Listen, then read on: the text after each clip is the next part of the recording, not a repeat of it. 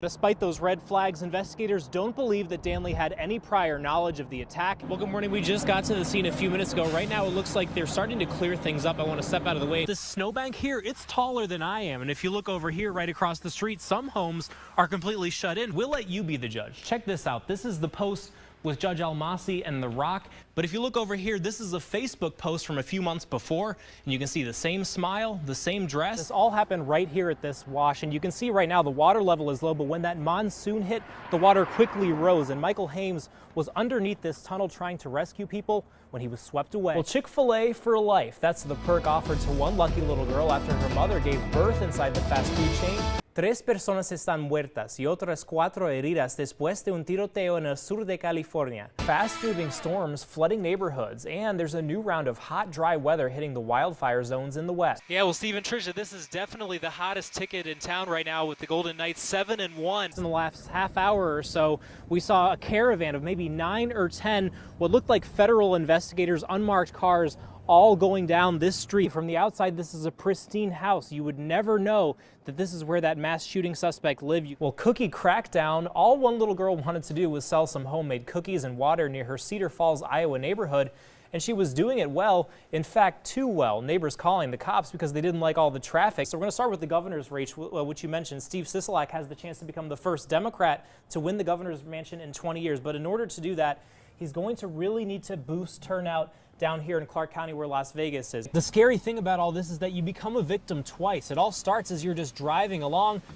when someone rear ends you. At this point, as they're walking towards your car, you probably expect they're coming to apologize or exchange insurance information, but instead they pull a gun and rob you. We begin tonight with an update on some breaking news we've been following. A hostage situation has come to an end after a man barricaded himself inside a Trader Joe's in Los Angeles. The suspect is now in custody and at least one person is dead. We get the latest details on how this all unfolded from ABC's Elizabeth Hurt. Well, new tonight, bridging the gap between the community and law enforcement. 13 Action News reporter Austin Carter gives us a closer look at an event that was held right here in the Valley that police hope will create new relationships. New video out of Florida shining a spotlight on the state's Stand Your Ground law after a father was shot and killed over a parking space. The Mega Millions jackpot has gone up once again, so you might want to head on down to the state line to get in on the $493 million drawing. This now marks the 5th largest jackpot in Mega Millions history. It's expected to rise again before Tuesday's drawing. The winner could get a cash payout of $260 million. Well, still to come, a warning for all video gamers. A teen targeted by a scammer while playing Fortnite. Americans have $1.5 trillion in student loan debt. Now we're finding out parents are taking on just as much burden as their kids are.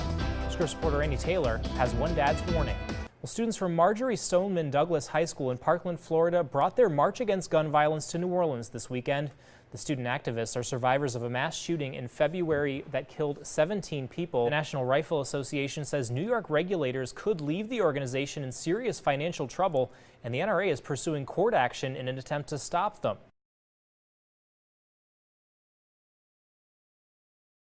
With 2 floors and a backyard, you'd think the house for sale on Christie Lane would draw more people in. But instead, the owners say squatters blocked their sale.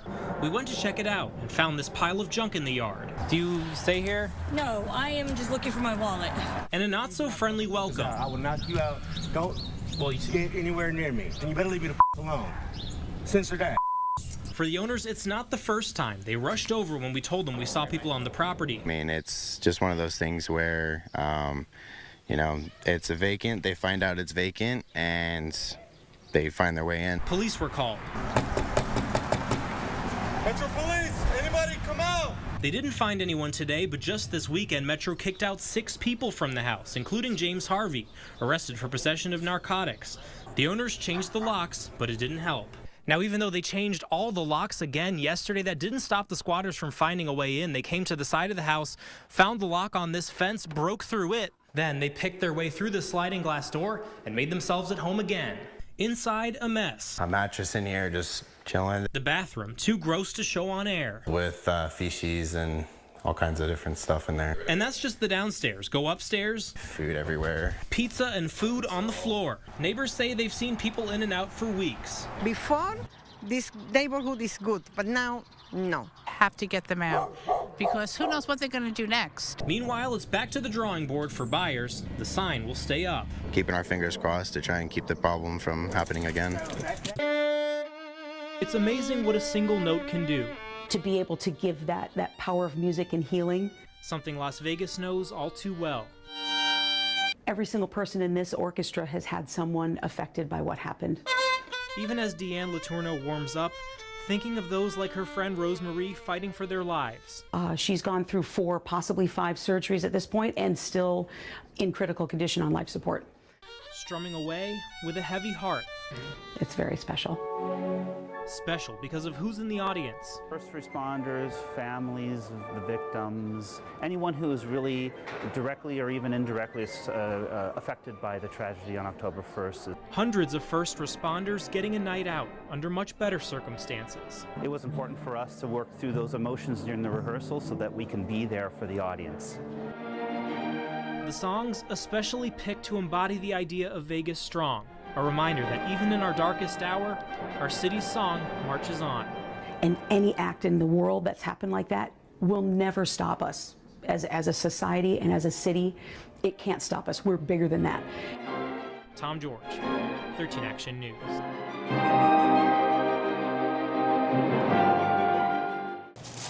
For 3 generations of Mendiolas, serving up food at Roberto's Taco Shop has been a labor of love. It makes everybody feel like they're family. You know, when you go to eat, like, you're not just going to eat, you're going to eat somewhere you're comfortable, where you're happy, you know? For Marcos, a regular Tuesday night in the kitchen ended with this, the whole kitchen covered in blood.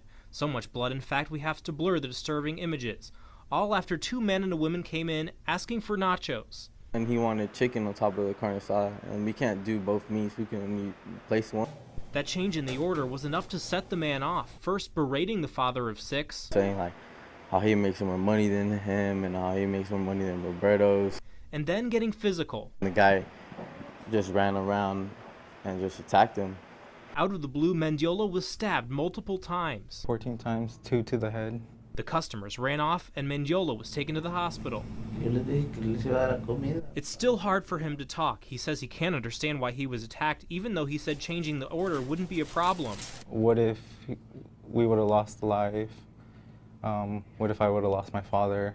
His family just wants the suspects caught, and for people to remember something the next time they order food. We do our best to treat them how we would want to be treated, but it's hard when people are so negative and so cruel. Remember that that person behind the counter is someone's family. He could do anything. He's my superhero.